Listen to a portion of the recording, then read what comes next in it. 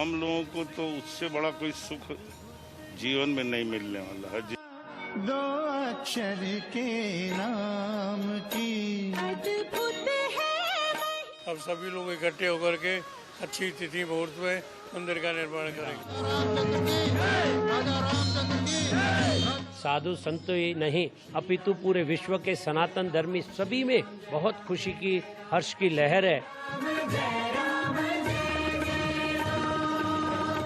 उस सारी सतत साधना की, उस सतत तपस्या की परिणाम स्वरूप ये मंगल वेला हमारे सामने आई है। भगवान राम का संदेश देश में पूरे विश्व में जाए और आनंददायक होगा, ये शुभ होगा।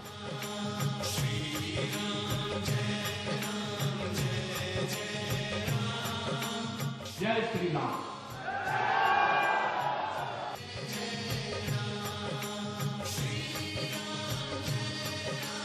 राम मंदिर ट्रस्ट नाम राम मंदिर का निर्माण करेगा, तो यह हमारे लिए बड़ा आत्म गौरव और स्वाभिमान का क्षण है।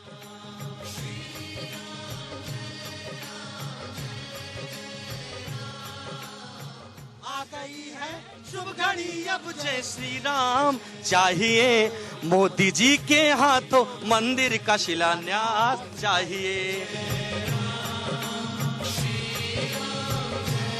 जय श्री राम, जय श्री राम, जय जय श्री राम, जय जय श्री राम। नमस्कार, मैं हूं शहजाद पूनावाला। अयोध्या, सरयू, राम भक्तों और हर हिंदू को जिस शुभ घड़ी का सदियों से इंतजार था, वो इंतजार खत्म होने वाला है। 11 दिन बाद एक बार फिर अयोध्या में राम राज्य की स्थापना होगी। सरयू प्रभु श्री राम के पैरों को स्पर्श करेगी। इस इंतजार की सबसे खास बात यह है कि इस बार कोई विवाद नहीं है, कोई झगड़ा नहीं है। इसे कुछ यूं कह सकते हैं कि भाईचारे का सबसे बड़ा सम्मान अयोध्या का राम जन्म स्थान, क्योंकि राम मंदिर निर्माण में जितना खुश हिंदू है, उतना ही खुश मुस्लिम समाज भी है। झारखंड के गोभक्त और राम कथा वाचक मुस्लिम संत मोहम्मद फैज खान 800 किलोमीटर की पद यात्रा कर रामलला के ननिहाल से भूमि पूजन के लिए माटी ला रहे हैं, तो हिंदू संत पूजन के लिए परंपरागत विधियां शुरू कर चुके हैं। हर धाम, हर तीर्थ का जल, मिट्टी भूमि पूजन के लिए लाया जा रहा है। पूरा हिंदुस्तान एक होकर अब श्री राम का नारा लगा रहा है। अयोध्या में नए मंदिर निर्माण के लिए एक तरफ आप देख सकते हैं पत्थरों की तराशी का काम भी जारी है, और दूसरी तरफ उसके डिजाइन में फेरबदल के लिए जमीन पर उतारने के लिए इंजीनियर्स की टीम भी तैनात है। आपको दिख रहा है, ये तैयारियों का जायजा लेने खुद सीएम योगी आदित्यनाथ अपनी टीम के साथ अयोध्या में मौजूद है।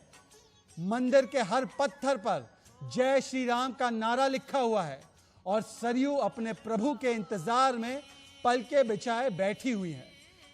हम अयोध्या पर अपनी महा कवरेज और चर्चा शुरू करें उससे पहले देखिए सरयू के तट पर संतों का क्या कहना है।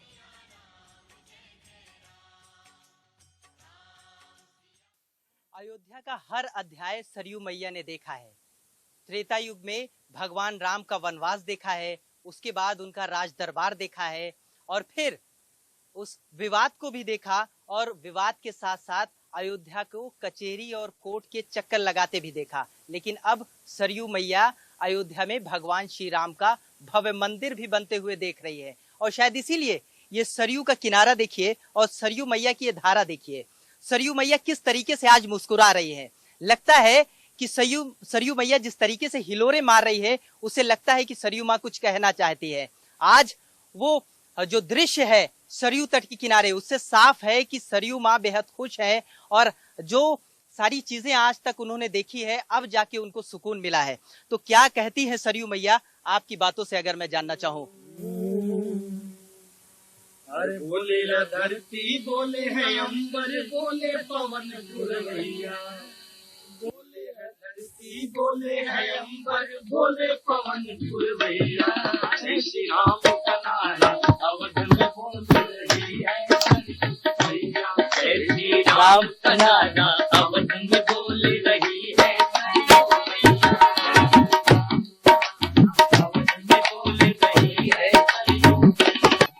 भगवान श्री राम करोड़ों राम भक्तों के दिलों में बसते हैं, उनकी आस्था है, उनके दिल की धड़कन है। और जब भगवान श्री राम का भव्य मंदिर अयोध्या में बन रहा है, तो ऐसे में वो मंदिर बनाने के लिए, नींव रखने के लिए जब प्रधानमंत्री पहुंच रहे हैं यहाँ, तो उनके स्वागत के लिए अयोध्या के लोग इंतजार कर रहे हैं। कैसा स्वागत करेंगे आप? इसको भी हम लोग गा के ही बताएंगे गुरु चेला। एक बार बोलेंगे जय श्री राम। अरे राम जी का मंदिर बन रहा, राम जी का मंदिर बन रहा है, और बोले मेरे राम की अयोध्या आ गई है शुभ घड़ी, अब जय श्री राम आ गई है शुभ घड़ी, अब जय श्री राम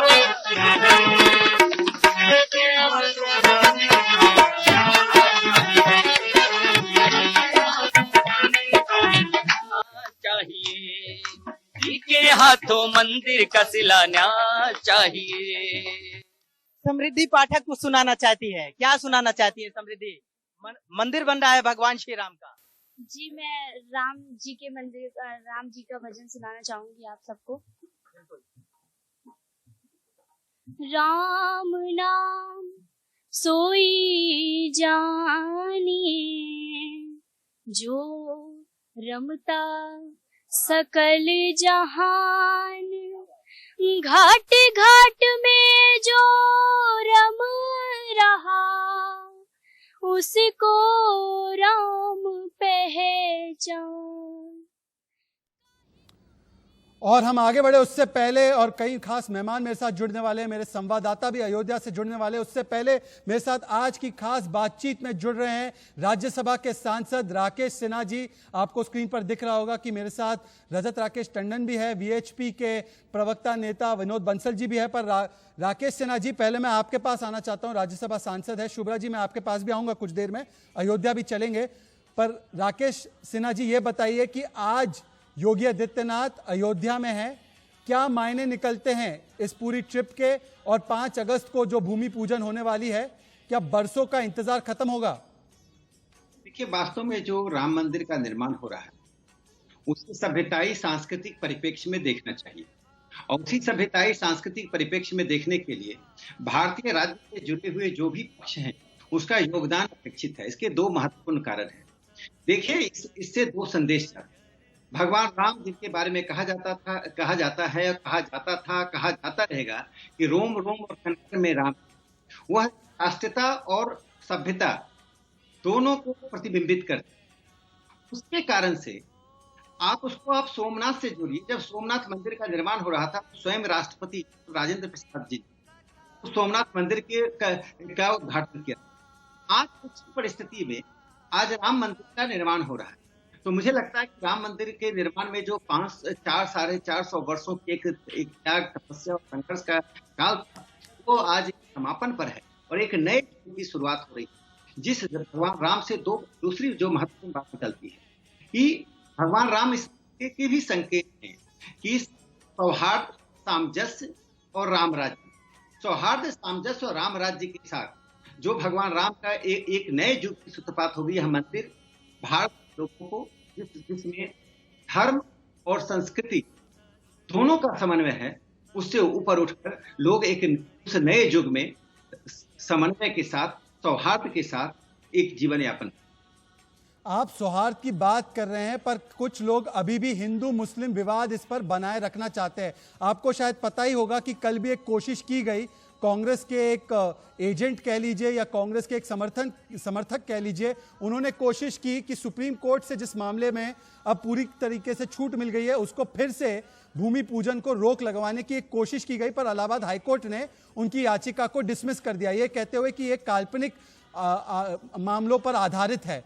तो आपको लगता है कि आज भी कोशिश हो रही है कुछ लोगों के द्वारा? कुछ लोग परेशान नजर आ रहे हैं, हुसैन दलवाई से लेकर शरद पवार तक, दिग्विजय सिंह तक। अभी भी कुछ लोग क्यों इसे हिंदू मुस्लिम में तब्दील करना चाह रहे हैं? राकेश सिन्हा जी। देखिए, राम मंदिर का आंदोलन जबकि हिंदुस्तान के बहुमत मतलब मैं किसी धर्म विशेष से नहीं कहता हूँ, तो हिंदुस्तान के अधिकांश जनता के लिए ये सभ्यता, संस्कृति और अपने अस्मिता का मुद्दा था। लेकिन मुट्ठी भर कुछ राजनीतिक रहे हैं, उनमें उन राजनीतिकों के साथ बुद्धिजीवी और पत्रकारों का वर्ग रहा है जो इसे वोट बैंक का एक कामधेनु गाय समझ। आज उस वोट बैंक का कामधेनु गाय का अंत, इसके कारण से वो पुनः इसको पुनर्जीवित करके खास करके एक खास समुदाय के मस्तिष्क में इस बात को जीवित रखना चाहते हैं कि राम मंदिर का फैसला भले ही न्यायालय के द्वारा हुआ, तथ्यों के द्वारा हुआ, ऐतिहासिक प्रमाणों के द्वारा हुआ है और पूरी तरह से पारदर्शिता के साथ हुआ है, तब भी यह उनकी हार की उस मानसिकता को उनके मन में आरोपित करके स्थायी भाव से रखना चाहते हैं। सिर्फ वोट की लालच में कर रहे हैं, लेकिन इसका दूरगामी प्रभाव समाज में एक विग्रह से होता है। मुझे लगता है कि यह एक ऐसा अवसर है जिसमें सभी राजनीतिक दलों को, सभी प्रकार के संगठनों को, सभी धर्मावलंबियों को भारत की अस्मिता के आईने में देखते हुए इस राम मंदिर का जो 5 अगस्त को का शिलान्यास हो रहा है, उसके प्रति अपनी पूरी तरह से सौहार्द और सहर्षता के साथ सहयोग करना चाहिए। यदि कोई नहीं कर रहे हैं, जो लोग आपने कहा, जिस कांग्रेस के एजेंट की बात कही, जो ओवर एक्टिविज्म दिखाने की कोशिश हो रही है, उसके पीछे एकमात्र उद्देश्य है। इस देश में जो एक हिंदू मुस्लिम विवाद है, उस विवाद का संस्थागत रूप देते। हम चाहते हैं कि हम उस संस्थागत रूप से बाहर निकालें और सांस्कृतिक आईने में हम सबको देखें, हमारी संस्कृति, हमारा पूर्वज भगवान राम उसी के प्रति। और ये वामपंथी ही कहते रहे कि कण-कण में राम है, रोम रोम में राम है। आज जब भगवान राम का वो मूर्त रूप उस मंदिर का निर्माण हो, उससे जो एक संदेश जा रहा है, वो संदेश बहुत महत्वपूर्ण है। कोई भी विदेशी आक्रांता यदि भारत की भूमि पर किसी भी चीज को नष्ट करता है, चाहे वो धर्म से जुड़ा हो, संस्कृति से जुड़ा हो, सभ्यता से जुड़ा हो, शिक्षा से जुड़ा हुआ, हमने नालंदा के विश्वविद्यालय को पुनर्स्थापित क्यों किया? हम कहीं और भी विश्वविद्यालय बना सकते थे। खिलजी ने नालंदा विश्वविद्यालय को समाप्त किया, वहां आग लगाई, हजारों लोगों की हत्या की, हमने नालंदा विश्वविद्यालय को स्थापित किया। उसी तरह से अयोध्या में भगवान राम के मंदिर को आक्रांताओं ने समाप्त किया, हमने स्थापित किया। सोमनाथ में आक्रांताओं ने स्थापित किया, हमने उसको डिस्ट्रक्ट किया और हमने स्थापित किया। तो मेरे कहने का तात्पर्य है कि हिंदुस्तान की चौहद्दी कोई विदेशी आक्रांता चाहे, मैं तो यह तक कहता हूँ कि शायद हिंदू पूजा पद्धति से अलग भी किसी हमारे ऐतिहासिक धरोहर का कोई समाप्त करता तो आज हम उसका भी पुनर्निर्माण करते। इसलिए कम से कम उन लोगों के बहकावे, उन लोगों की बातों में कम से कम किसी खास समुदाय के लोगों को नहीं आना चाहिए। सब एक संस्कृति, एक पूर्वज, एक राष्ट्र के अंग, उसी का। राकेश जी, आप महत्वपूर्ण बात कर रहे हैं। मैं आपको बस 1 मिनट के लिए रोक रहा हूं क्योंकि इस समय मुझे बताया जा रहा है कि मुख्यमंत्री योगी आदित्यनाथ कार सेवक पुरम पहुंचे और वहां पर वो अपनी बात रख रहे हैं। क्या हम उस पर चल सकते हैं? 1 मिनट के लिए हम उस पर चलेंगे, उसके बाद आपके पास लौट कर आएंगे। कार सेवक पुरम अयोध्या में आदित्यनाथ योगी मुख्यमंत्री कुछ बोल रहे हैं, हम चलते उसकी तरफ। जी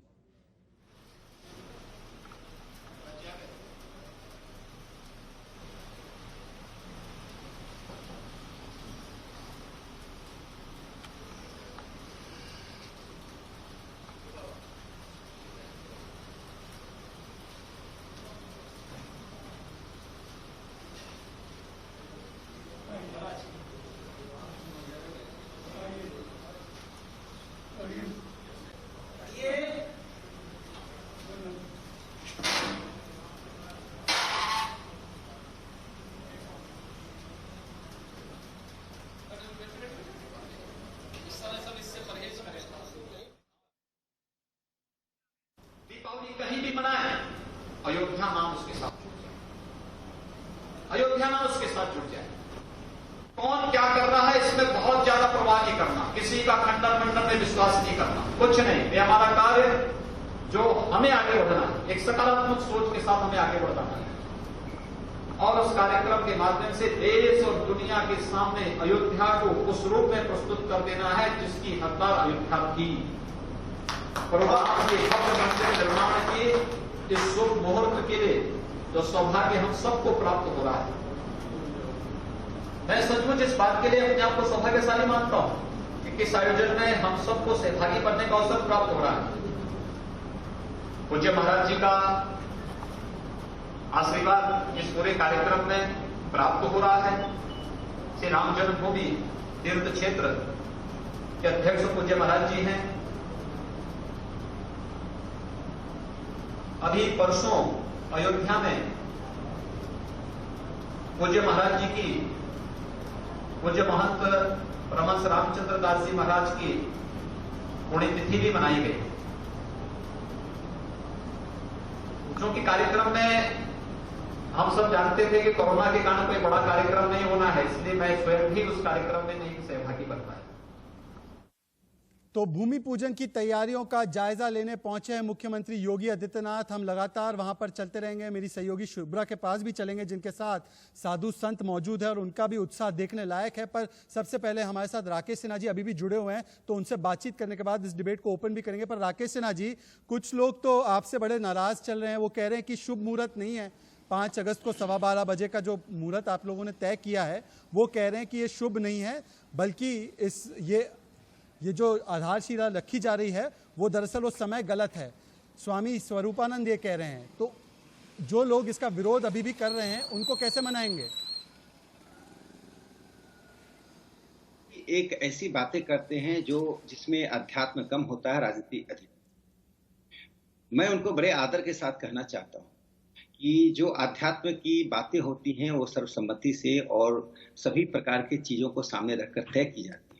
स्वरूपानंद जी कई अवसरों पर राम मंदिर के विरोधियों के साथ अप्रत्यक्ष रूप से खड़े रहे। आज जब यह एक शुभ मुहूर्त आया, और भगवान राम के लिए तो हर मुहूर्त ही शुभ है, उनकी हर भूमि और हर समय, कण कण और रोम रोम और हर क्षण भगवान राम के लिए समर्पित है।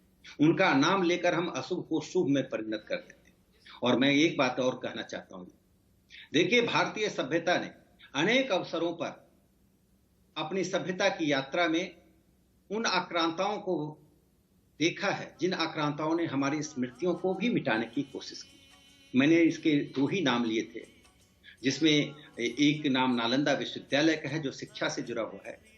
लगभग 1 लाख पुस्तकों को जला दी गई, लगभग 2000 लोगों की हत्या कर दी गई। और दूसरा नाम मैंने लिया सोमनाथ का, और तीसरा ये अयोध्या। ऐसे अनेक चीजें, लेकिन इस अयोध्या के मसले पर जो एक व्यापक विमर्श हुआ रथ यात्रा के दौरान, उसके बाद वह विमर्श, चूंकि सोमनाथ पर, मैं एक छोटी सी बात कहकर अपनी बात समाप्त करता हूँ, सोमनाथ पर विमर्श से रुक गया। वह विमर्श कुलीनों तक सीमित था। डॉक्टर राजेंद्र प्रसाद, कन्हैया लाल, मानिकलाल मुंशी, सरदार पटेल, गाडगिल एक तरफ थे और जवाहरलाल नेहरू एक तरफ थे। वो नीचे तक डिबेट नहीं आता।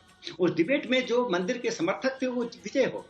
इस डिबेट में जो मार्क्सवादियों ने और इस्लाम के को गलत ढंग से व्याख्या करने वाले लोगों ने जिस ढंग से इसका विरोध किया, जिसके कारण यह डिबेट कुलीनों से नीचे उतरकर भारतीय जनता का, आम लोगों तक पहुंचा, कुटिया तक पहुंचा, महल तक पहुंचा। यह महलों तक या आध्यात्मिक सीमाओं तक सीमित नहीं रहा। इसलिए इस डिबेट में राजनीतिज्ञों की भागीदारी हुई, समाज सेवकों की भागीदारी हुई और भक्तों की भागीदारी हुई। इसके कारण पंथ निरपेक्षता पर एक बड़ी बहस हुई। और मैं इस बात को कहता हूं, और शायद आप सहमत होंगे, कि पंथ निरपेक्षता की जो पश्चिम की अवधारणा थी, उस अवधारणा को तोड़ने का काम, डेमोलिश करने का काम अयोध्या के आंदोलन ने किया है। आज हम पंथ निरपेक्षता की भारतीय अवधारणा के साथ भगवान राम के मंदिर का शिलान्यास करने जा रहे हैं। और खुशी है, इस अवसर पर सब लोगों का सहयोग है। जो लोग पिछले दरवाजे से या अप्रत्यक्ष रूप से इसका विरोध कर रहे हैं, वास्तव में वे भारत की संप्रभुता और भारत की अस्मिता और सांस्कृतिक सर्वोच्चता को चुनौती देना चाहते हैं। पर राकेश जी आखिरी सवाल आपसे पूछूंगा मैं आपसे कि देखिए, राम जन्मभूमि मूवमेंट में तो लाखों लोगों ने अपना योगदान दिया। अब केवल 200 लोग को ही मतलब परमिशन मिलेगी कि वो 5 तारीख को वहां पर जा पाएंगे भूमि पूजन के लिए। तो इतने जो हजारों लोग इस पूरे मूवमेंट से जुड़े हुए हैं, वो नाराज है, उनको लग रहा है कि उनको आपने अलग छोड़ दिया है। उनके लिए भी कोई व्यवस्था होती ताकि वो भी शरीक हो पाते। आपको नहीं लगता कि कुछ लोग जिन्होंने बहुत योगदान दिया है, उनको कम से कम आप लोगों को अकोमोडेट करना चाहिए था? ट्रस्ट में भी कई लोगों को नहीं लिया गया है, तो वो उस पर भी नाराज चल रहे हैं। आपको नहीं लगता कई सारे लोग नाराज भी हो गए हैं इससे? देखिए, हम लोग जीवन के बहुत ही असामान्य दौर से गुजर रहे हैं, जिसको हम कहते हैं एक्स्ट्रा ऑर्डिनरी सिचुएशन। जिस दौर में आप तो देख रहे हैं, पिता पुत्र से नहीं मिल पा रहा है, पति पत्नी नहीं मिल पा रहे हैं, लोग दोस्तों के साथ नहीं मिल पा रहे हैं, और हम इस बात से असामाजिक नहीं हो रहे, हम अध्यात्म से दूर नहीं जा रहे।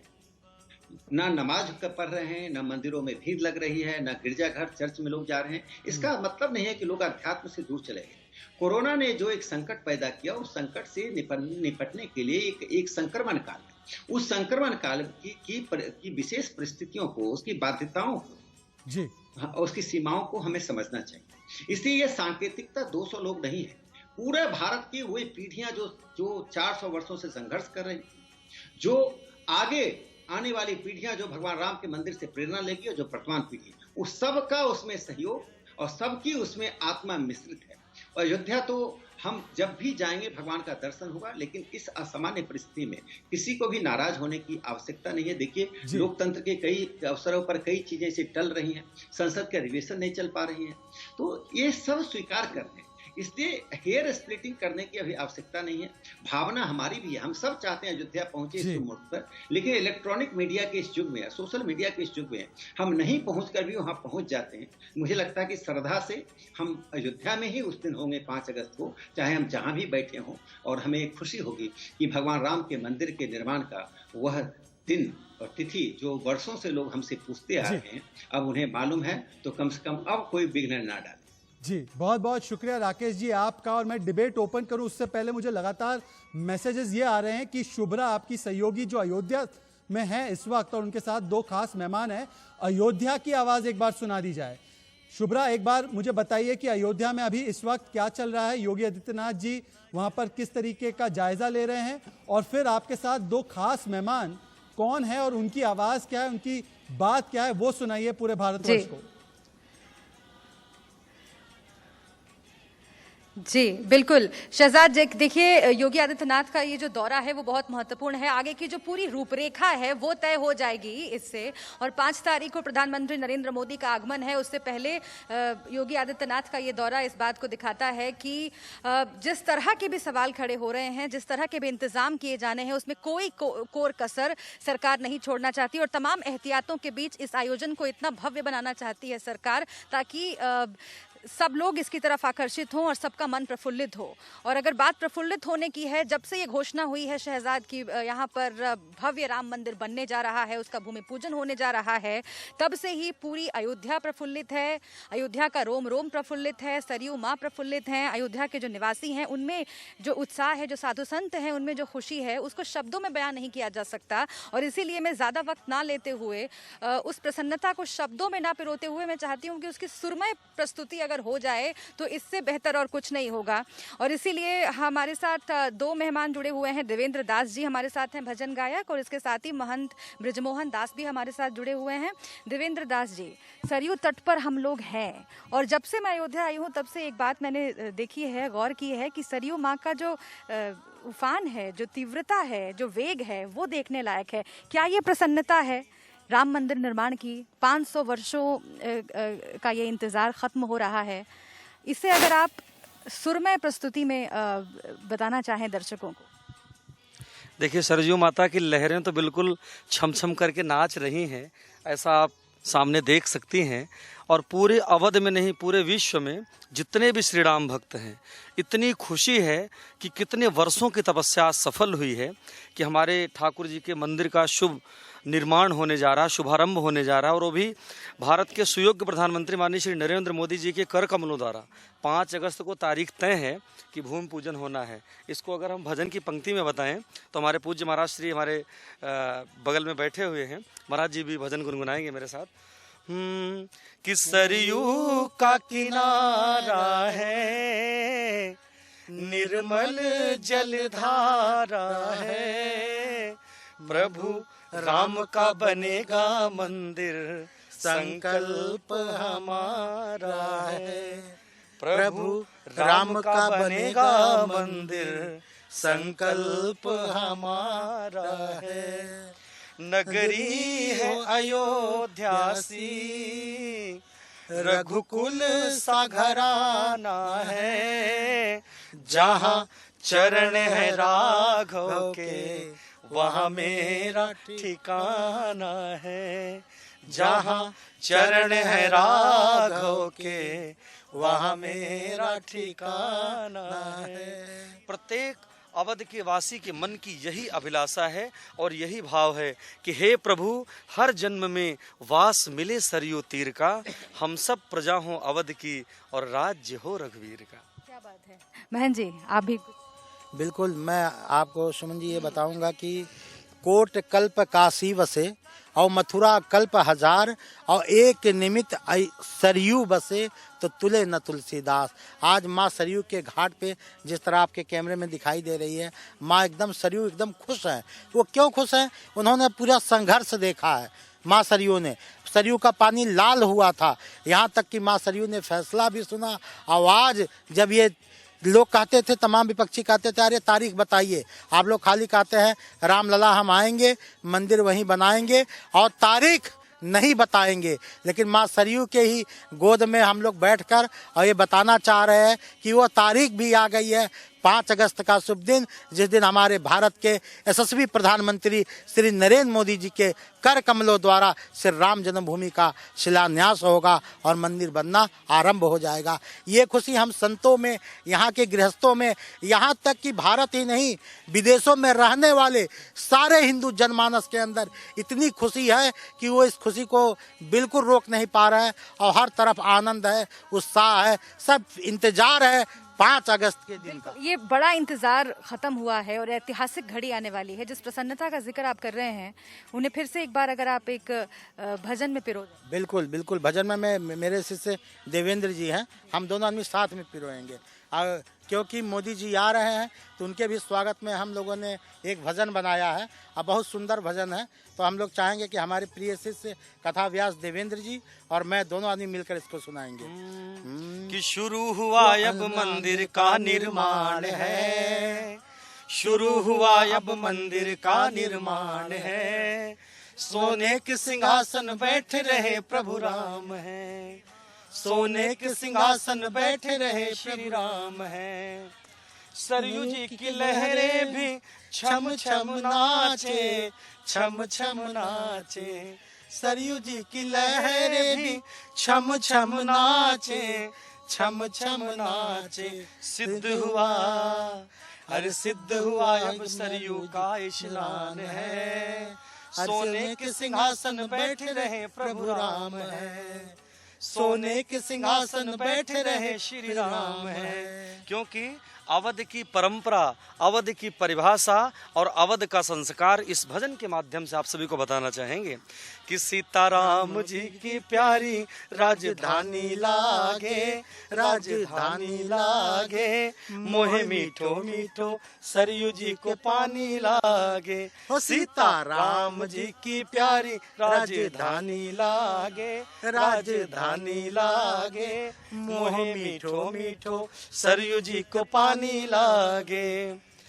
कनक भवन हनुमान गढ़ी की शोभा है अति सुंदर, अरे शोभा है अति सुंदर, और स्वयं जगत के मालिक बैठे हो, स्वयं जगत के मालिक बैठे कनक भवन के अंदर, यहाँ कण कण में प्रभु की प्रीत सुहानी लागे, राजधानी लागे, मोहे मीठो मीठो सरयू जी को पानी लागे। और जो महाराज जी ने भी कहा था कि राम लला हम आएंगे, मंदिर वहीं बनाएंगे और तारीख नहीं बताएंगे, ऐसा विपक्षी लोग कहते थे। तो आज मैं अपनी भजन की एक पंक्ति मेरे मन में बन रही है, बहुत सुंदर, क्योंकि देश के सुयोग्य प्रधानमंत्री माननीय मोदी जी का प्रथम आगमन श्री अवध की पवित्र सी धरती पर होने जा रहा है। तो ये भजन की पंक्ति हम आप सभी को बताएंगे, सभी दर्शक इंडिया न्यूज के माध्यम से। राम लला हम आ गए हैं, मंदिर यहीं बनाएंगे, राम लला हम आ गए हैं, मंदिर यहीं बनाएंगे, कान खोल कर सुन ले विपक्षी तारीख भी बताएंगे, कान खोल कर सुन ले विपक्षी तारीख भी बताएंगे, 5 अगस्त को सुनहरा ये अंजाम चाहिए, 5 अगस्त को सुनहरा ये अंजाम चाहिए, मोदी जी के हाथों, योगी जी के हाथों मंदिर का शिलान्यास चाहिए, अब अयोध्या में राम मंदिर का निर्माण चाहिए। क्योंकि हमारे अवध के बसे हुए एक एक व्यक्ति के जो संस्कार में भरा हुआ है कि सीताराम सीताराम कैसे कहते हैं, उठते सोते जागते आते जाते मिलते कभी भी मधुर मधुर शुभ्रा जी, सीताराम एक बात तो तय है शुभ्रा की संतों में बड़ा उत्साह है, अयोध्या में बड़ा उत्साह है, 5 तारीख का इंतजार है, ये बात तय है। और अयोध्या में श्री राम का समय आया है, संदेश अयोध्या से आपको सुनाई दे रहा है, संतों का उत्साह भी आपको दिखाई दे रहा है। कराते हैं चर्चा में दिल्ली में अयोध्या के, आपको अभी मैंने नज़ारे दिखाए और बार बार हम अयोध्या की तरफ रुख करेंगे क्योंकि योगी आदित्यनाथ इस वक्त अयोध्या में तैयारियों का जायजा ले रहे। 5 तारीख को भूमि पूजन होना है जिसमें प्रधानमंत्री मोदी भी शिरकत कर सकते हैं। पर मेरे साथ आज कुछ खास मेहमान जुड़ चुके हैं। विनोद बंसल विश्व हिंदू परिषद के नेता मेरे साथ इस वक्त जुड़ चुके हैं। सैयद अब्बास राजनीतिक विश्लेषक जुड़ चुके हैं मेरे साथ इस वक्त स्टूडियो में रजत राकेश टंडन है। तमाम मेहमानों को हम ऑन एयर करेंगे ताकि देख सके और चर्चा का आरंभ भी कर सके। मनोज यादव भारतीय जनता पार्टी के वरिष्ठ प्रवक्ता है और मेरे साथ मौलाना नदीमुद्दीन इस्लामिक स्कॉलर भी जुड़ चुके हैं। पर सबसे पहले विनोद बंसल वीएचपी के नेता, अब तो सारी बाधाएं हट गई हैं, एक याचिका प्रायोजित याचिका भी गई थी, उसका भी निपटारा हो चुका है। अब कुल मिलाकर हिंदू मुस्लिम एक साथ करेंगे राम मंदिर का काम। क्या अब यही संदेश जाना चाहिए अयोध्या से, विनोद बंसल? देखिए, 5 तारीख को जो प्रभु श्री राम की जन्मभूमि पर जो कुछ होने जा रहा है वो 500 वर्ष के इतिहास और उसके संघर्ष की एक अनुपम गाथा के बाद में अभी एक हर्ष का उल्लास का समय है। संपूर्ण विश्व में फैले राम भक्तों को, ये आवाज इको हो रही है थोड़ा सा, जरा मैं कहूंगा टेक्निकल टीम को ठीक कर दे। और ये जो प्रभु श्री राम के मंदिर के लिए जो काम शुरू हो रहा है उस मंदिर के संदर्भ में संपूर्ण देश जो है टकटकी लगाए बैठा है कि कब प्रधानमंत्री पहुंचते हैं और कब वो पूजा शुरू करते हैं और कैसे पूजा करेंगे। देखिए, अगर ये कोरोना काल नहीं होता तो लाखों राम भक्त वहां पर आज अयोध्या में होते, रेलम पेला आना जाना शुरू हो गया होता मुझे लगता है आज से ही। लेकिन अभी जो कोरोना की परिस्थितियों को ध्यान में रखते हुए अभी विश्व हिंदू परिषद के महामंत्री ने एक जनता से अपील की है कि अभी हम ये कोरोना के नियमों का पालन करते हुए ही हम सबसे पहले तो जो पूजन से पहले देश की पवित्र नदियों का जल और देश के पवित्र तीर्थों का मिट्टी वो एकत्र करके उस पूजा में शामिल की जाएगी, जिससे कि ये राम का मंदिर जो है राष्ट्रीय एकात्मता का मंदिर बने, सामाजिक समरसता का एक उदाहरण हो और संपूर्ण भारत को एक करने के लिए ये मंदिर बन रहा है। ये बात की भावना हो। साथ में ये कि जी मौलाना नदीमुद्दीन जी, अब मुझे नहीं लगता कि भारत की एकता का, एक सेकंड विनोद बंसल जी सबसे कमेंट ले लूं मैं, भारत की एकता का, भारत के सांप्रदायिक सौहार्द का सबसे बड़ा प्रतीक तो श्री राम ही है। एक सेकंड नदीमुद्दीन साहब, आपको आवाज आ रही है मेरी? ऐसे कमेंट लेने का फायदा नहीं। तो मौलाना नदीमुद्दीन, भारतीय मुसलमान और आप जैसे लोग भी समर्थन करेंगे, अब योगदान देंगे? सुप्रीम कोर्ट से निपटारा हो चुका है मामले का और जो लोग अभी भी बाधा पैदा करने की कोशिश कर रहे हैं, हिंदू मुस्लिम विवाद पैदा करने की कोशिश कर रहे हैं, उनको मौलाना नदीमुद्दीन का क्या संदेश होगा? देखिए, श्री राम का मंदिर के निर्माण का फैसला सुप्रीम कोर्ट ने किया है, मुसलमानों ने उसको माना है, मगर मुसलमान बाबरी मस्जिद की शहादत को, लाखों मुसलमान मारे गए हैं, वो घाव को हम भूल नहीं सकते। अब प्रधानमंत्री जा रहे हैं, वहाँ जा रही है उनकी। सर, राम मंदिर बन रहा है, आप उस बात के लिए खुश हैं या नहीं है? मुझे ये बात बताइएगा सैयद अब्बास। नहीं Syed Abbas, Rajat Rakesh Tandon, feel free to come to debate. Manoj Yadav, मैं आपके पास भी आऊंगा। सैयद अब्बास, आप खुश है ना? अयोध्या में श्री राम मंदिर बनेगा, भव्य मंदिर बनेगा, बहुत बड़ा मंदिर बनेगा, 3 मंजिला बड़ा मंदिर बनेगा। आप खुश है ना सैयद अब्बास? आपको दुख तो नहीं हो रहा, आपको दर्द तो नहीं हो रहा? आपकी राजनीति का एक बड़ा मुद्दा छिन जाएगा आपसे, आपको इस बात का मलाल तो नहीं है ना कहीं? जी बिल्कुल भी नहीं। नहीं, कोरोना केवल राम मंदिर के समय पर जी नहीं, राम मंदिर के भूमि पूजन में ही कोरोना हो रहा है, बाकी बकरीद मनाने में कोई दिक्कत नहीं। जी सुनिए सैयद अब्बास, जैसे मौलाना नदीम साहब ने कहा है, बहुत सही बात कहा है। इस देश के मुसलमान सरांकों पर मानते हैं सुप्रीम कोर्ट को और इस आदेश का वेलकम करते हैं, स्वागत करते हैं। ये बड़ी खुशी की बात है और हम सब, जैसे अगर हम मुसलमान जय श्री राम कहेंगे, भगवान राम का आदर करेंगे, तो आप हमारे प्रॉफिट मोहम्मद का आदर करेंगे। तो आदर सबका होना चाहिए, हिंदुओं का और मुसलमानों का। लेकिन आपको मैं बता दूं, ये भाजपा मेजॉरिटी अपीसमेंट करता है। आपको पता है शिवराज जी, ये मेजॉरिटी अपीसमेंट कोविड के टाइम लगा के खुशी। नहीं, कंडीशन की बात नहीं है। ये कंडीशन ही है। आप ये करोगे तो मैं खुश होऊंगा, वरना मैं राम मंदिर से खुश नहीं हूँ। मुझे नहीं चाहिए राम मंदिर। मैं अयोध्या में विरोध करूंगा, मैं याचिका लगाऊंगा। मनोज यादव अभी भी खुश नहीं है कुछ लोग, क्यों? देखिए ना, शहजाद जी सत्य परेशान हो सकता है लेकिन पराजित नहीं हो सकता है। आप देख रहे हैं कांग्रेस पार्टी और इस तरह के लोग जो बाबर के वंशज है, जो बाबर को अपना आदर्श मानते हैं, भरसक प्रयास किया पिछले 500 सालों तक भव्य राम मंदिर को करने का जो सपना आपने देखा वो पूरा नहीं हो पाया। लेकिन अब वो समय आ गया है और फिर भी ये लोग, आपको पता है, लोग अभी भी साकेत गोखले जो राहुल गांधी का सोशल मीडिया में भी एक्टिव रहा है, राहुल गांधी की कांग्रेस पार्टी से जुड़ा हुआ है, उसने इलाहाबाद हाई कोर्ट में रिट पिटीशन दायर किया और वहां पर भी मुंह की खानी पड़ी। देखिए, जो ये राम के काम में जो आड़े आ रहे हैं वो निश्चित रूप से मुंह की खा रहे हैं। लेकिन मैं इनसे पूछना चाहता हूं, इनका कौन सा हक मारा जा रहा है? जब माननीय सुप्रीम कोर्ट ने सर्वसहमति से ये फैसला दिया है कि वहाँ रामलला थे, वो अयोध्या में राम का जन्मस्थान है, वह राम बनने जा रहा है। करोड़ों लोगों की आस्थाओं के प्रतीक, सनातन संस्कृति के प्रतीक हमारे आराध्य देव राम का अगर करने जाना तो इनको तकलीफ की बात है। ये वही लोग है, ये बाबर के वंशज है, ये बाबर इनके लिए आदर्श है, ये बाबर की बात करते हैं, ये हुमायूं के वंशज है, इसलिए ये विरोध कर रहे हैं। बाबरी मस्जिद की शहादत से दुखी हैं, राम मंदिर से हम सब खुश हैं। राम मंदिर का कोई भी खुश है तो याचिका क्यों डाली? अगर आप खुश हैं राम मंदिर से तो अभी भी आपके लोग, एक सेकंड, विनोद बंसल, रजत राकेश टंडन भी डिबेट में है।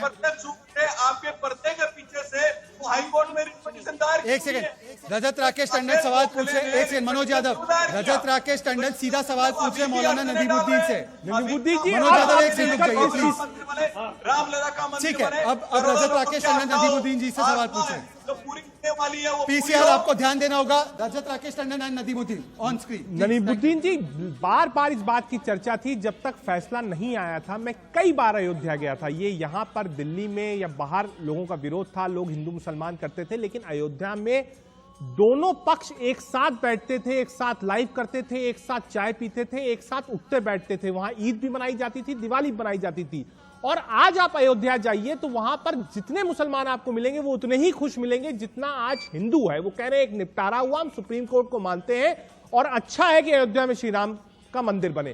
तो आज विरोध किस चीज का है? आप लोग भी कहिए भाई सुप्रीम कोर्ट का फैसला है, हमको कोई दिक्कत नहीं है। आप सुनिए, हजारों मुसलमान मारे गए, फातिमा की शहीद की गई, सुप्रीम कोर्ट की हत्या हुई। आज की बात खिलाफ सीबीआई के कोर्ट मुकदमा चल रहा है। कब तक ये विरोध रहेगा? आप ये तो बताइए ना। अब तो तारीख भी आ गई है, सुप्रीम कोर्ट का जजमेंट भी आ गया है, भूमि पूजन भी हो जाएगा और देखते ही देखते वहां पर राम मंदिर भी बन जाएगा। तो कब तक इस विरोध को आप रखेंगे? कब तक इस पर राजनीति करेंगे? हम हमेशा करेंगे, हम भूलने वाले नहीं है।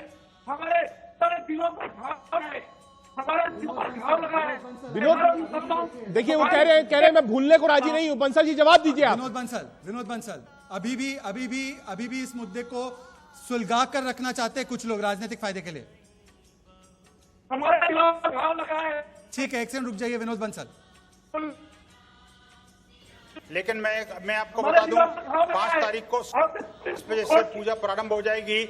संपूर्ण देश के लोगों से हमने कहा है कि हम पूजन अर्चन में पूरा देश लगेगा और उसके बाद में उसका लाइव टेलीकास्ट पूरा देश देखेगा। करोड़ों लोग उसके साक्षी बनेंगे। इसके बाद में 5 तारीख को शाम को जो दीपावली बनेगी, उस दीपावली से बहुत सारे असंख्य दीप जलेंगे और बहुत सारे मच्छर मरेंगे और कितने मच्छर और कितने कीटाणुओं का नाश होगा उस दिन, ये आप स्वयं अपनी आंखों से देखोगे। और कितने कितने कितने लोग जो है हर्षोल्लास के साथ में संपूर्ण देश और पूरे विश्व के अंदर हर्ष का लहर जागेगी। वो सब पूरा देश देखेगा। जो अपने आप को मच्छर समझते हैं, बार बार भिनभिनाने की कोशिश करते हैं, अच्छे भले लोगों की जान लेने की कोशिश करते हैं, अनावश्यक रूप से जो है लहू पीने की कोशिश करते हैं, वो सब जलने वाले हैं। 5 तारीख को सारे जल जाएंगे। और हमने विश्व हिंदू परिषद ने अपील की है कि सब लोग पूजा पाठ करके दान दक्षिणा के लिए भगवान श्री राम की जन्मभूमि के लिए दान का संकल्प लें।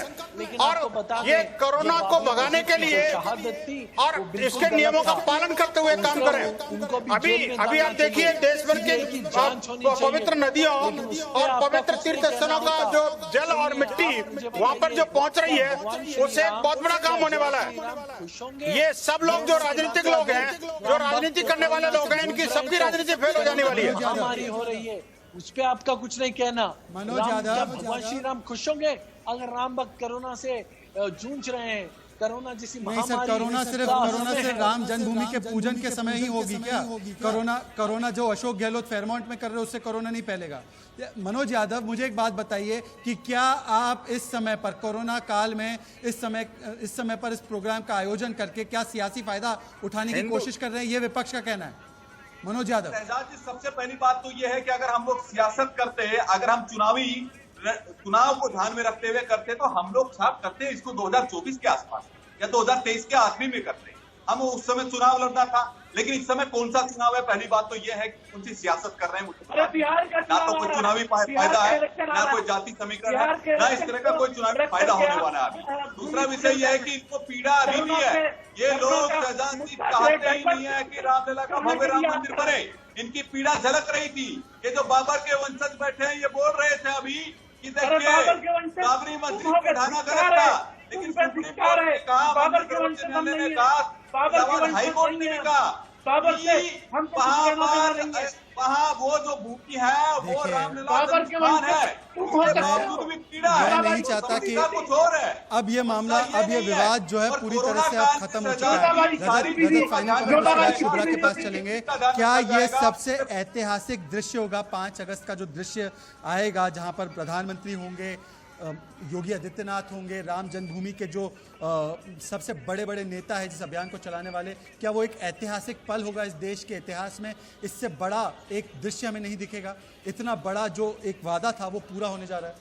देखिए शहजाद, सिर्फ ये भारत के लिए दृश्य नहीं है। आप अमेरिका की बात करिए, दिवाली वहां पे ही मनाई जाती है। लंदन की तस्वीरें हम देखते हैं और कई देश ऐसे हैं जिसके राष्ट्राध्यक्ष बाकायदा दीपावली को, राम को, हनुमान को मानते हैं, बाकायदा ट्विटर पे उनके बारे में लिखते हैं और कहते हैं कि हाँ मुझे प्रेरणा मिलती है।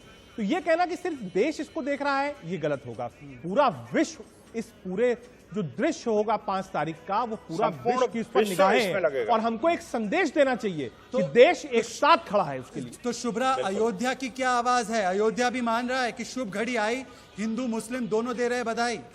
शुभ्रा, बिल्कुल बिल्कुल, इसका जिक्र अभी महंत जी कर रहे हैं और उन्होंने ये कहा है कि अयोध्या ने हमेशा एकता का पैगाम दिया है और ये घड़ी बहुत खास है। देखिए, आपने जो कि कहा कि अयोध्या प्रसन्न है, तो अयोध्या की हवा में, अयोध्या की मिट्टी में, अयोध्या के जल में वो जो प्रसन्नता है वो दिखाई पड़ रही है। और सरयू नदी के तट पर हम मौजूद हैं, मोक्षदायिनी सरयू नदी है, इसका क्या महत्व है और जब ऐतिहासिक लम्हा आने ही वाला है, उस संदर्भ में अगर हम देखें तो इस क्षण का क्या महत्व है, ये जरा हमें समझाएंगे महंत जी। देखिए, इस समय हम लोग सरयू जी के घाट पर बैठे हुए हैं और माँ सरयू के किनारे बैठे हैं। तो मैं, हमारे शिष्य देवेंद्र जी बढ़िया से एक भजन सुनाएंगे माँ सरयू के ऊपर। देवेंद्र जी साथ दीजिए। कि बोले ला धरती, बोले है अंबर, बोले पवन पुरवैया, बोले है धरती, बोले है अंबर, बोले पवन पुरवैया। जय श्री राम का नारा अवध में बोल रही है सरयू मैया। जय श्री राम का नारा अवध में बोल रही है सरयू मैया। कोई काशी का पुण्य कमाया, कोई कुंभ नहा कर आया, कोई चारों धाम करके फिर आके सरयू में डुबकी लगाया। और यहाँ नहाए राम लखन और भरत शत्रुघ्न भैया। यहाँ नहाए राम लखन और भरत शत्रुघ्न भैया। आए है जपते राम रमैया। जय श्री राम का नारा अवध में बोल रही है सरयू। और इसके साथ ही सुमन जी, जिस तरह आपको मैं बता दूं, अयोध्या में जो हिंदू मुस्लिम की एकता है, ये एकदम बिल्कुल मिसाल है। हमारे कई मुस्लिम भाई हैं जो अयोध्या में आकर पत्थर दान कर रहे हैं, शिला पूजन कर रहे हैं, यहाँ तक कि राम मंदिरों को कम से कम हजारों की संख्या में हमारे मुस्लिम भाइयों ने मेरे साथ। भाईचारे का सबसे बड़ा सम्मान, श्री राम का जन्म स्थान। आज के लिए बस इतना ही समय था। पर आज जाते जाते बस मैं आपको बता दूं कि 11 दिन बाकी है और जो सपना 500 सालों तक अधूरा रहा है वो सपना पूरा होने जा रहा है।